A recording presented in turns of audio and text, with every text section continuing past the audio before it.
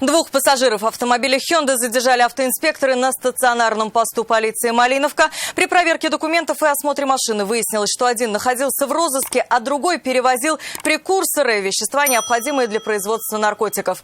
Притом задержанный уверял полицейских, что это совсем не то, о чем они подумали. Айгуль Бадрудинова поделится подробностями. Короче, передали в Пермь отвезти, да, из Москвы. Да? Так я сам везу, конечно. Автомобиль Hyundai сотрудники ГИБДД остановили на стационарном посту Малиновка. Внимание людей в форме привлекли пассажиры. При проверке документов выяснилось, что один из них находится в федеральном розыске. 47-летний мужчина подозревается в хранении и перевозке психотропных веществ.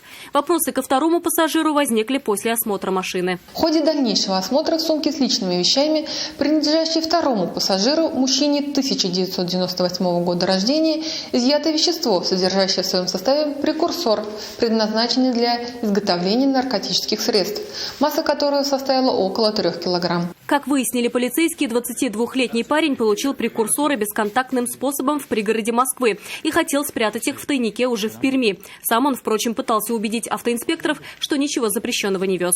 Что это такое? Что можете пояснить? Да, смотрите, это лакокрасочное изделие, вот это добавляется, чтобы сделать лак. Почему оно в грязи?